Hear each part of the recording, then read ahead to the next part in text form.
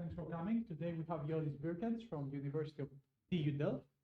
He will be talking about PDM, Piecewise Deterministic Monte Carlo for latent variable modules. Yes, thank you very much for the invitation to talk. So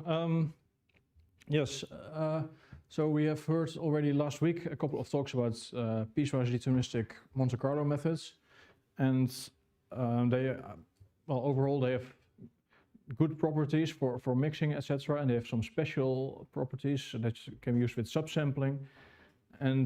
But a fair criticism that I also heard is, are these methods actually really going to be useful, or are they useful? And I think that's where we maybe as a community can try to make a little push. And anyway, this is my attempt at giving this a push.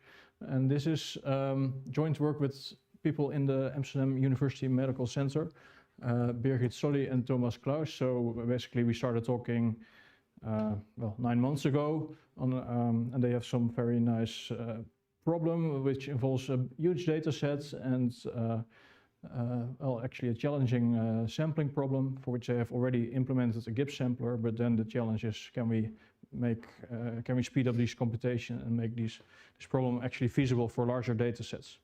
So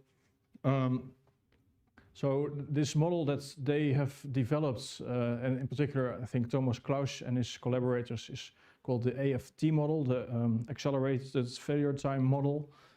And I will introduce this model. Okay, it will be like a motivational example for the remainder of the talk.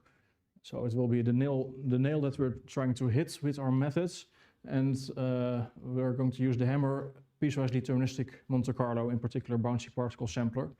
Okay, and to get things running in an applied project like this, it is really all about being able to sample from those event times in this.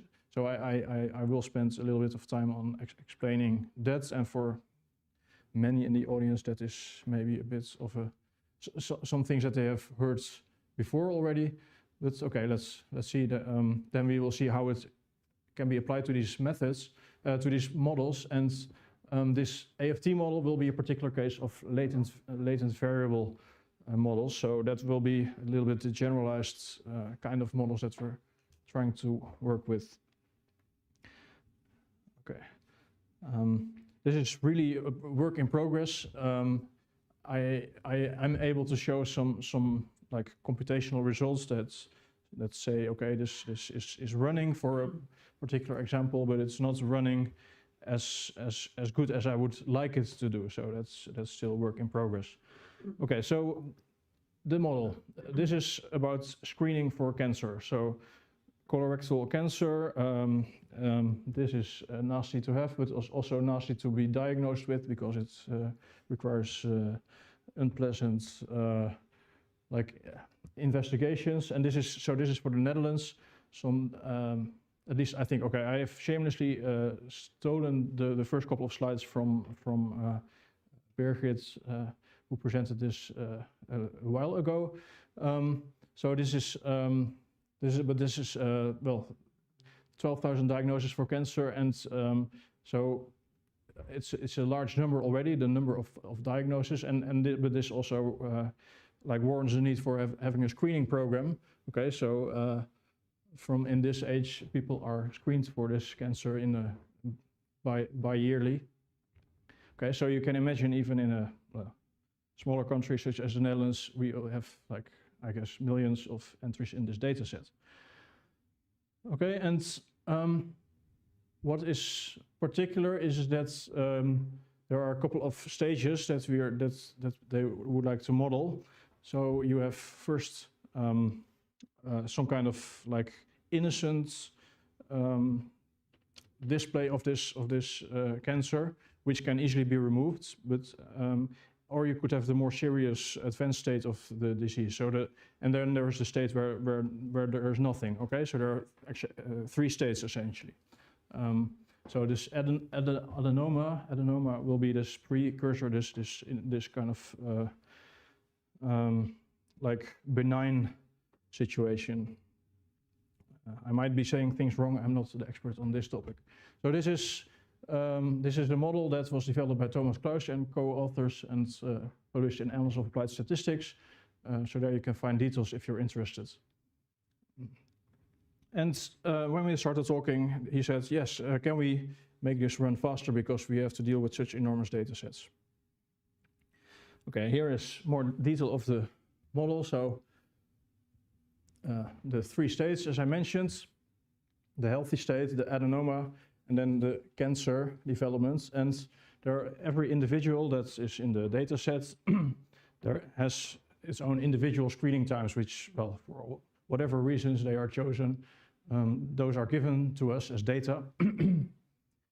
Okay, and well, we rarely observe relatively this actual cancer situation. So the entries in the data set where that has been observed are very limited, very small.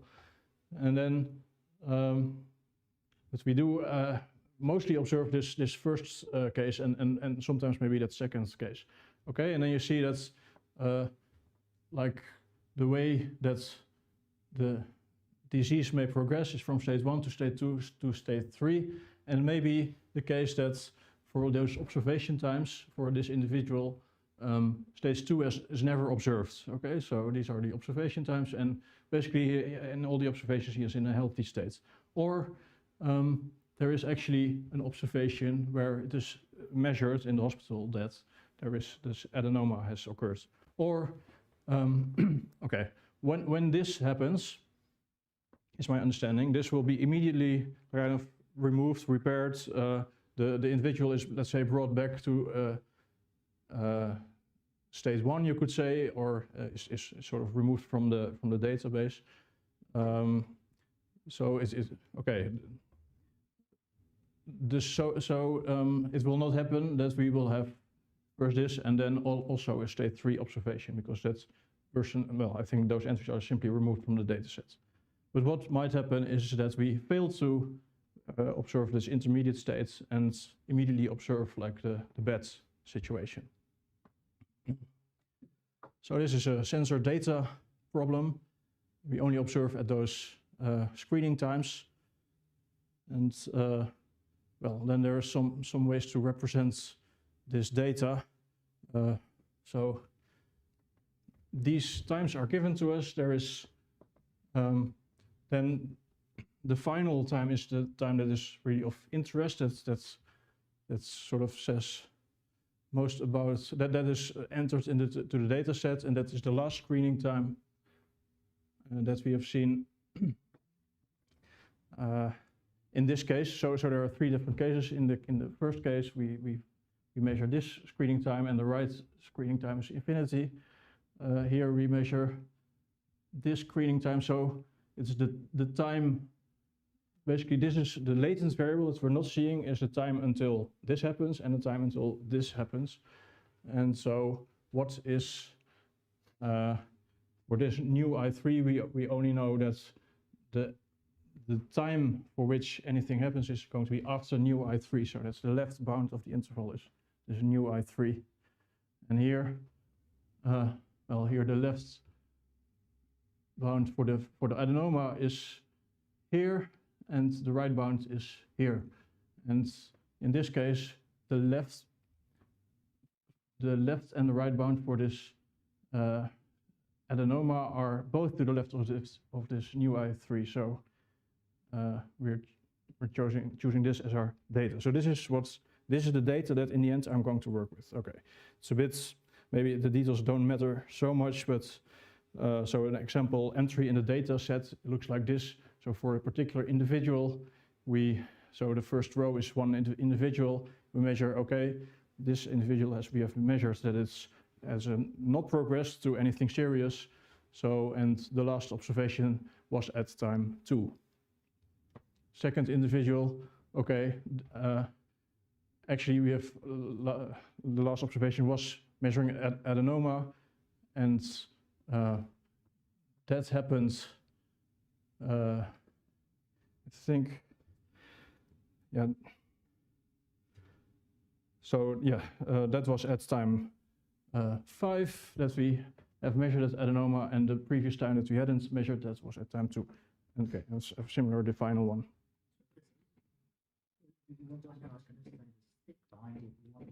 Oh yeah, thank you. Yeah. Yeah, so I was not going to say that. So, sorry, what is how do you separate the fact that maybe the patient was stage 3 and not stage 2 in the, how do you present the fact that the last measurement was stage 3 and not stage Okay, so because it is represented in the data set because this is the data that we get, including this delta value. Okay. The delta tells you whether there was a stage 3 or not. Okay. Yes, yeah. So the data set that we get has a delta Li and Ri, and that summarizes the data that we in the end will do use for the statistical estimation. I didn't tell you what we're going to estimate. Yes. Okay, so we can model this as some kind of, well, some kind of Markov model, I guess, where the time, well, I don't know, the time to reach from state 1 to reach state 2 is modeled as this variable xi, okay, and we see here a linear model for that. And then there's the time from reaching from 2 to 3, and that's modeled as ti.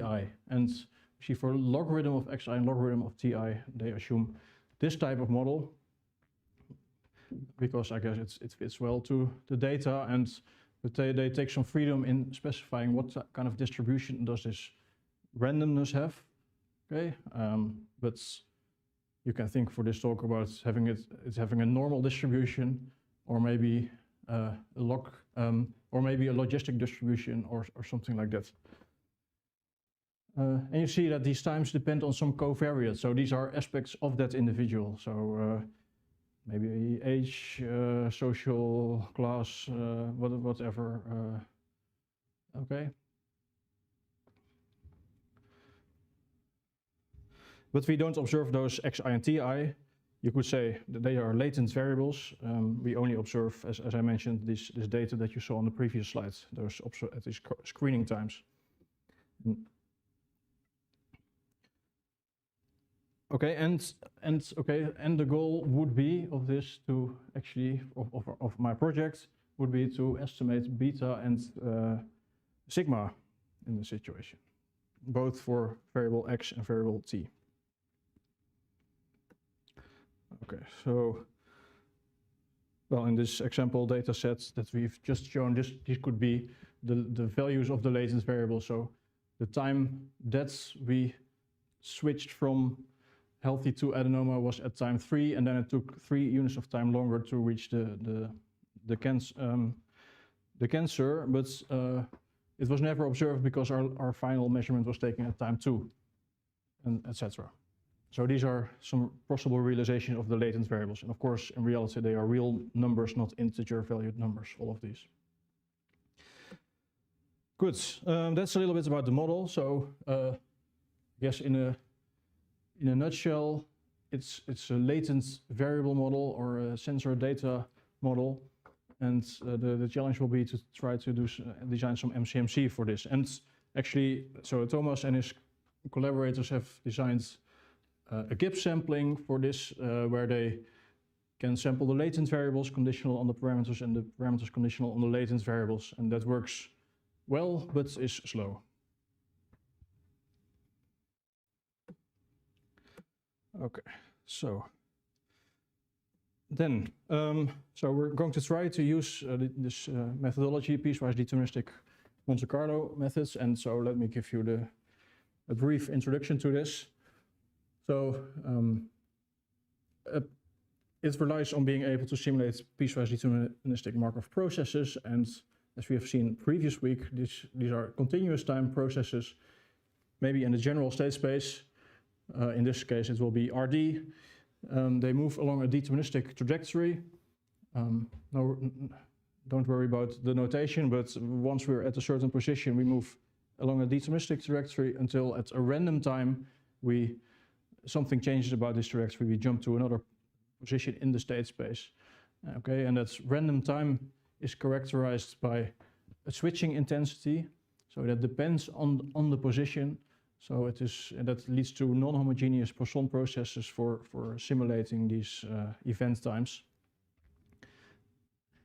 Once such an event occurs, we jump according to a Markov kernel, and yeah, so we will see an example shortly. So, but in general, it's a very nice class of Markov processes, non-diffusive Markov processes, which are fully described by these three ingredients: the deterministic flow, the switching intensity, and once a jump happens, how do we jump? Okay, and then the bouncy particle sampler, that will be the workhorse for this talk.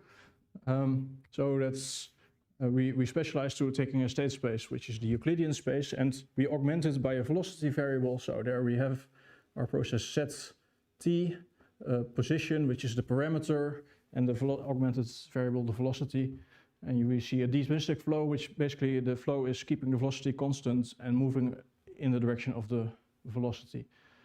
Okay, and then the jump mechanism consists of bouncing according to, well, a switching rate, which depends on some function capital U. So that's the L lambda bounce. And then there is, let's say, a constant, the refresh rate. Okay, and well, we can view that as a single jump mechanism. Once this clock rings, we have to decide, was it actually the bounce clock or was it the refreshment clock? Depending on that, if it was the bounce clock, then we reflect our velocity in the direction of the gradient of this function u. And if it was the refreshment clock, then we just resample our velocity. So this will have a stationary distribution in very general situations, which looks like this. Okay. Actually, I can also point like this. Anything else I want to say? Well, one question: why the bouncy particle sampler? People know I've also worked very much on the zigzag sampler, but the bouncy particle sampler. We've recently done a study on the behavior of different samplers for the anisotropic regime, or in other words, the regime where you have lots of correlation in your target distribution. And there the bouncy particle sampler turned out to be basically a good candidate to use in such scenarios. So that's also why we're now focusing on this. Sorry, so you expect it to be an anisotropic? Yes, one of the things I didn't, to be honest, I didn't really study the shape of the target distribution a lot. And we are trying to estimate the beta parameter and also the noise parameter sigma, and between those there will be some lots of correlation, is my understanding from the meetings with the people involved in the project. So, yes. Okay, so here's like a typical bouncy particle sampler trajectory where some jumps like this are typical reflections. You see, well, you can imagine here is the contour and we reflect in the contour, but maybe a point like this is happening because of a refreshment of the velocity, maybe. Okay. Okay, and these generate continuous time trajectories, and so actually every point on the trajectory counts as a sample. So between points they are actually very correlated, right?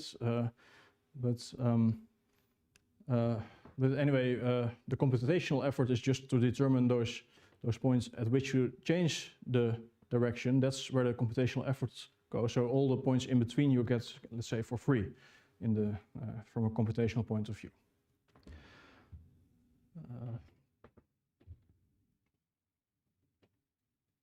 Okay, and then why would we be optimistic about trying to use this family of methods? And it's because we can use it with some subsampling IDs. So, well, this is very well known to many of you, but still, let me briefly go through it. As said, the switching intensity for our bouncy particle sampler, it really relies on this quantity. In fact, this quantity, the maximum of this with 0, okay, along a trajectory. So we start here at time t is 0, and this is the way this is how our switching intensity looks like along this trajectory. And how to simulate it in practice is by having some upper bounds on this switching intensity. Okay, and something like that. And this is a simple bound. We can actually, using the inverse CDF formula, etc., simulate exactly a capital T according to that upper bound. And it's so simple because it's linear. For example, here we can exactly simulate this random variable T, but it's not simulated according to the bound that we are actually interested in. So there we can use a accept reject kind of mechanism to actually choose to reflect with this probability, namely the relative magnitudes of the true switching intensity compared to the bound that we used. Okay, so that is the Poisson thinning method of implementing these PDMPs, and it is, well, to be honest, I think it's the only way I know that you can simulate these processes exactly, where, in the sense that there will be not an asymptotic bias. Maybe, and if somebody else knows or I forgot something, then, well, I'm really interested in other ways of simulating these random variables. And then there are discrete time schemes, as were also discussed last week, which are definitely possible to simulate this, but you lose some of the advantages. To get better precision, you need to make small time steps, which by itself requires a lot of computational effort.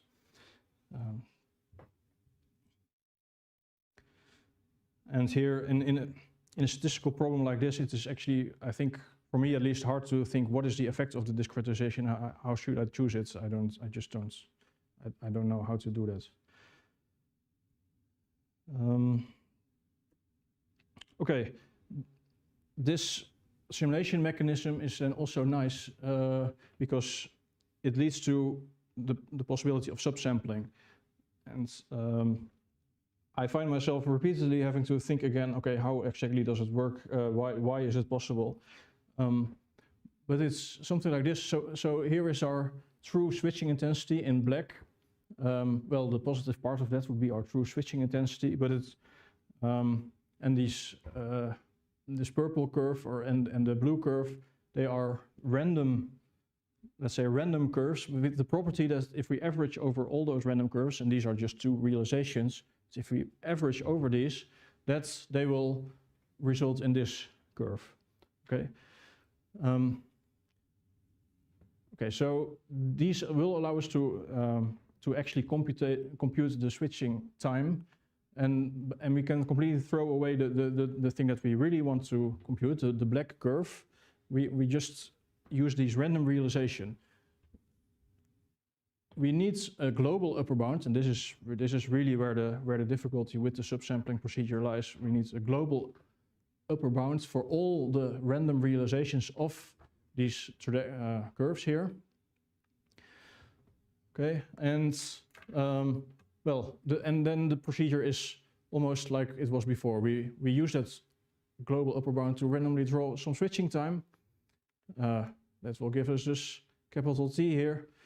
And now at this stage, we randomly choose any of the random switching intensities. Okay, we just randomly choose one of those, and that if we now accept with this randomly chosen probability, maybe the purple one, then what is the actual probability of accepting? Well, it's averaging over all those switching intensities, right? So you get, as an effective switching intensity, you get the average over those random switching intensities, and those random switching intensities, they look like this.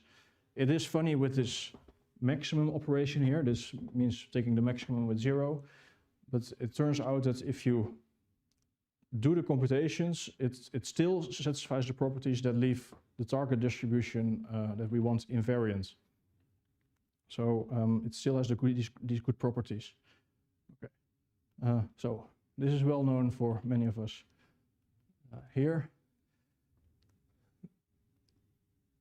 Okay, so in a nutshell, what do we really need for this subsampling procedure? It is well, we would like to have this stationary distribution exactly, and the bouncy particle sampler with subsampling will have that stationary distribution exactly. But what do we need is an unbiased estimator of the gradients to be able to compute that at every point theta, and with this property. And well, as I said, we need some uniform bound on that along trajectories on that switching intensity, and that should hold for almost in the sense of probability, almost all realizations. And we want to be able to simulate exactly from that upper bound. And well, so far in earlier cases, we looked at situations where we had bounds on the Hessian of U, and that would allow us to get such bounds that are linear. And that worked very nicely, for example, logistic regression, which satisfies all these properties, and it makes it possible to do that. But here the situation is more complicated. The upper bound, unfortunately, there's a typo, lambda of t. It will look a little bit more like exponential, but not even that. It will be more complicated, unfortunately, if we get any upper bounds. And okay, so. Okay, good. So let's see how this, how can we, what is actually the relation with the subsampling and the models that I was talking about. And so far in the literature and the work that we've been doing, we've been thinking of subsampling very often like huge data sets. You have in the exponent, you have a sum of, because you have independent observations, you get a sum in the exponent, and we can use subsampling by just evaluating only a single element of that sum, and that would give us efficient subsampling. But here we have that possibility. There are n individuals in the data set, and we could use subsampling with respect to the individuals. But also there is the structure of latent variable models. Okay, so let's have a look. So just look. The latent variable model looks in general a little bit like this. We have a parameter theta that we want to estimate. In our case, it was this combination of beta and sigma. We have a latent variable. Those are those true times at which the disease progresses from one state to the other, you could say, and here encoded as zeta. And then you have the observations, and that is basically, did something happen or not by that by those screening times? Okay, so, or another example is if this formulation is abstract to you, we could think of well, the amount of hours studied by a student might depend on the weather, but we observe the grade, or we only observe the grade of a student. Can we infer the weather from the grade of the student? Okay. And in our situation, it is more interesting because we have those covariates, okay, the characteristics of the individuals. So they come into play in, like, what is the probability of the distribution of the latent variable considering of the parameter vector and the characteristics of the ith individual. So it's the same example. The hours studied by a student not only depends on the weather, but also the student characteristics, like age, social background, maybe, etc. Okay, good. So that would be an example, and then we can write our likelihoods, and it looks like this. We have independent observations, independent conditional on the parameter. Okay, and then for each individual, we have this, well, this intractable likelihood in the sense that we are integrating out the latent variable.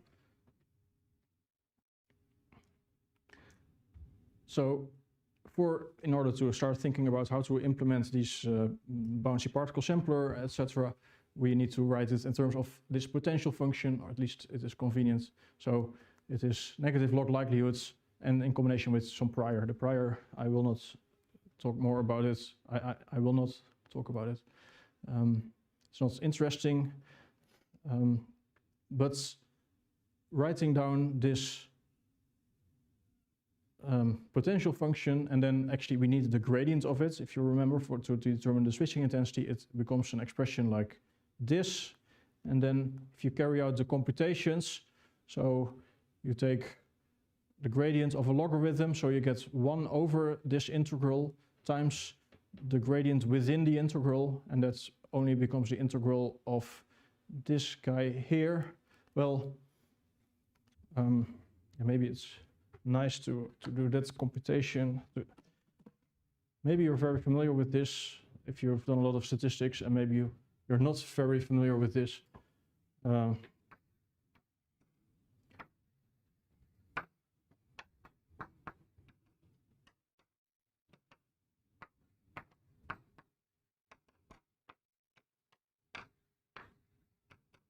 Okay, so what happens if we do this? Well, the logarithm first gives us the same thing as a denominator.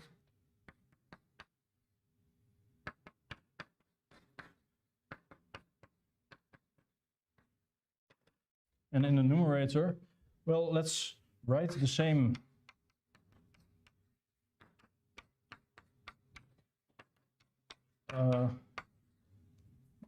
integrands, okay? But actually we are going to differentiate here this guy. So there is, this thing should actually be replaced by its derivative with respect to theta. So how do I repair for that? By here differentiating by theta and dividing this guy away. And then you have this integral in the numerator, okay? And so what do we see? Actually, from this it should be then clear that it's actually what we see here is, this is just a normalization constant for the conditional distribution of the observation theta I conditional on yi and theta. And so that's what we see here. We just have this expectation with respect to that conditional distribution, again, of the latent variable conditional on theta and y, of this gradient, the gradient of the logarithm of this here. And you see that, thank you, yes, excellent. And you see that we have indeed some expectation here. So an unbiased estimator presents itself. If we can sample from this conditional distribution and then evaluate this gradient, we have an unbiased estimator for the gradients of the model, and we don't need to evaluate the integral there. So, and this is, in a way, it's very similar in flavor to EM algorithms, etc. But again, also slightly different. It plays out nicely like this. And another way to get unbiased estimators is by not computing the sum for all values of I, but just taking a random selection of those I that you have there. So there are two ways actually to introduce randomness in getting unbiased estimates for the gradients. Okay. So our latent variable model, if you remember, was this simple linear model, okay, where we model the noise to have some density f, and we have a parameter vector beta and sigma that we want to determine, and it turned out in trying to make some progress that it's advantageous for me to reparameterize sigma as exponents of kappa. So kappa will be our new parameter indicating variance, essentially. And then this is this p zeta I, okay, that's the logarithm of that distribution we take the gradient of. And here are expressions you get. Don't worry about it so much, but I'm very worried about this still. So think about a Gaussian case. If the noise is Gaussian, then logarithm of f prime will be linear. Okay, we have a quadratic in the exponent. The derivative of that will be linear. So evaluate it in this argument, and you see that it depends exponentially on kappa. Okay, I chose to make kappa, to put kappa in the exponent, but otherwise I would have a 1 over sigma there, which is also not nice. I might choose to think maybe I should use precision. Anyway, but in any case, we have here something linear in beta, so that's actually not so bad. But in kappa, it's not great, and especially the derivative with respect to kappa, it becomes pretty nasty, because here again it's linear in this expression, but we get the expression another time, so it becomes quadratic, and we have if you imagine the boundary particle sampler moving all the components of the parameter, so the beta is moving and the kappa is moving at the same time. We want to find global upper bounds where the zeta is our random variable that we draw from the model. And unfortunately, in the AFT model that I've presented, this zeta I is potentially unbounded. So that immediately tells us that it's not going to be possible to bound this globally. And to be honest, I have not really found I've not found a general solution I found a solution specific to the problem that we're looking at, but okay. Anyway, so how to start implementing these methods? We have to be able to draw from that conditional distribution that you see there. Well, that's possible using rejection sampling. It's okay. And then when doing the estimations, computations, this is a little bit what remains. We have this random variable zeta I that we're drawing from that conditional distribution, and then something polynomial and something exponential. Well, we could, for argument's sake, assume that this conditional distribution is supported on a bounded set, and then we could globally, then we would be able to globally bound this, and well, then we are in business. Yeah, and also we can get rid of this exponential here by also bounding this by an exponential, and then we have everything expressed in terms of exponentials of in t like this, and then that we can simulate exactly. So that would be an approach that we can take. Unfortunately, I've not been able to do this yet in practice for this model. But I've done it for the situation where we assume the variance to be known and fixed. Okay, so I've some proof of concept of this approach for this AFT model. Synthetic data sets for now. The variance is assumed to be known, and it's only two covariates, but they have a parameter in both the time until the adenoma occurs and the time until the actual cancer occurs. So that gives us a 3 plus 3 is a 6-dimensional model. Here are the first two coordinates, so one intercept of this beta x and the first coefficient of beta x, and true parameter for the synthetic data set is known, and we see here a trace plot of those first two. And okay, that seems to be working. It's okay, and here is then a matrix scatter plot for the 6 components, and it's not so clear, but this is after running,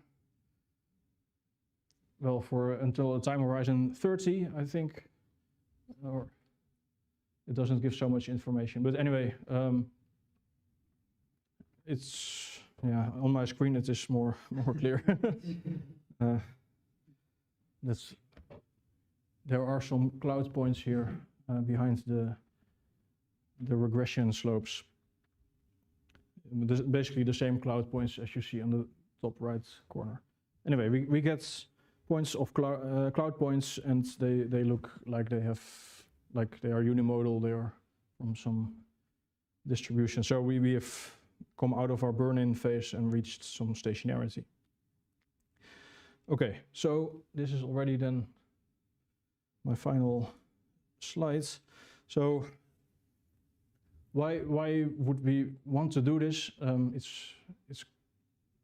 It is a bit complicated to get it working, but Well, again, bouncy particle sampler potentially scales very well, and some more work needs to be done to show that it does in this case. It's okay. And we have two possible ways to do subsampling. So with respect to the individuals, okay, so it's subsampling entries, rows from our data set. And in fact, it's very important maybe here to do subsampling because we have this huge data sets of individuals which are healthy and basically don't really provide any information on occurrence of cancer, only that it doesn't occur for them. And the more rare individuals, in case delta is 2 and delta is 3, they provide much more information about the progression of that disease. So we could use that to build actually a control variant. So to build a subsampling approach while using control variants to reduce the variance by, for example, always using all the information of these delta 2, delta 3 individuals and randomly picking elements of the delta is 1 data set.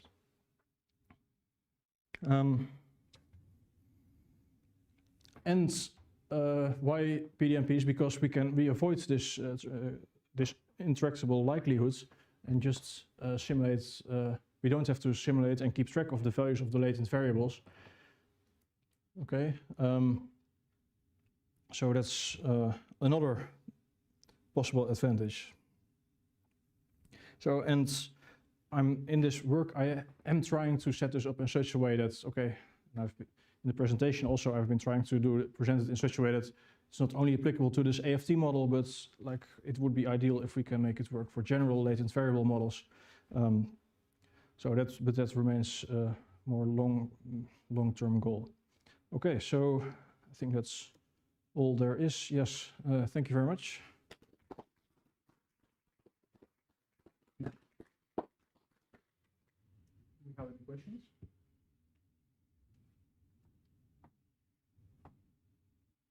Yes, I'm there. Yes, so I guess what you were mentioning here was that like in the paper, the footnote, you analyze the PPS without subsampling, and you get this scaling. With, yes. Do you expect a similar result if you do PPS with subsampling? Yeah, well, a very good question. The subsampling will in general lead to more diffusive behavior. But if you design maybe your control variates in a good way, you can retain as much as possible from the original bouncy particle sampler type of trajectories. That is the hope, at least. And the alternative currently is the Gibbs sampler, which,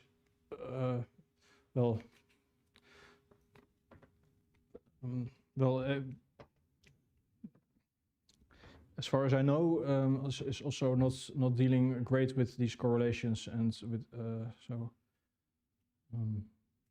yeah, it gets stuck and doesn't move. And the hope is with the bouncy at least that you find a good direction to move in, and you don't find any reason to change velocity for a long time. Yeah. And that's also so computationally we will get terrible bounce, and you'll get many of these shadow times, let's say, but they will be rejected, and the trajectory keeps moving, and will hopefully still have the good behavior of the bouncy particle sampler in terms of mixing time. Yeah, I actually wanted to ask about the bounce. So you did have some bounce. Yeah, I was going to ask if they were good and. Yeah. So you can integrate these.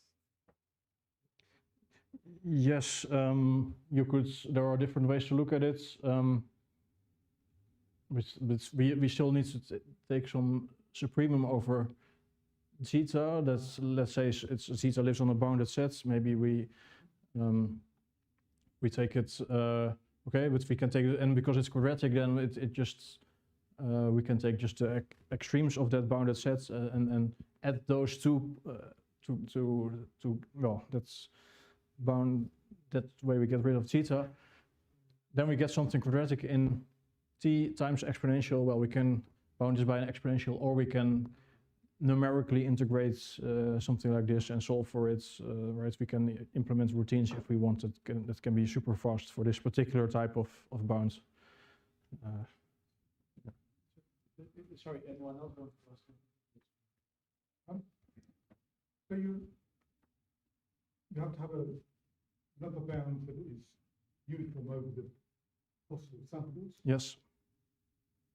and then you sample each time there's an event according to that upper bound. Exactly. And does that sampling have to be independent each time? And you're saying that subsampling adds kind of diffusive, makes the whole process more diffusive. Yes. If you do that subsampling in a kind of dependent way,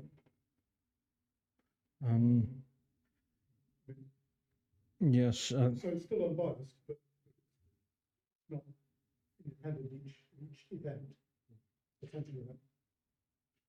Yes. Yes.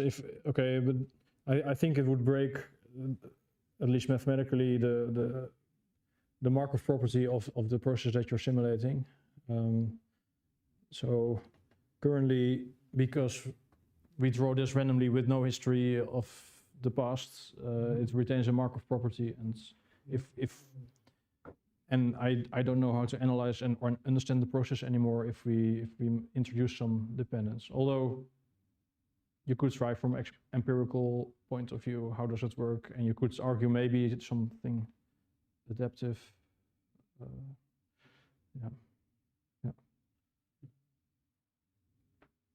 So in terms of the bound, if you sample from a different distribution of the latent variables, so instead of doing something a bit more like important sampling, but you give more weight to the values of the latent variables to give you a bigger bound, then I think you can Yes. control that. Yes. I've been thinking about that also, and I didn't see how to do it, because if I introduce here some weighing function within this integral, then I also, well, I don't have it here, so I'm basically, well, I thought about it, but I didn't see how to do it. But maybe we can talk about it. I'd be interested if you have ideas.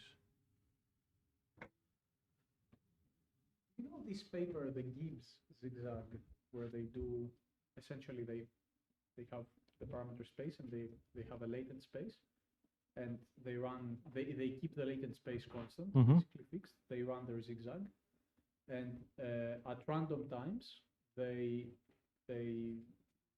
given the parameter theta at that point they do a Gibbs update on the latent variable. And then they keep going, basically. But the latent is a piecewise constant, let's say, on every point. Maybe use this. Okay, I should have a look. Because it's not. You can do it for BPS as well. It's not just. It's not per se the zigzag. Okay. Yes. And does it retain, like, is it exact or biased? It's exact. It's exact on the extended posterior, let's say. On the, they have a geometric. They have ergodicity proofs. They have a geometric ergodicity proof, which I'm not fully convinced of. But I mean, maybe nice. Yeah, maybe. Yeah, makes sense. It's called Gibbs zigzag. Yeah. Any other? Okay, let's thank the speaker again.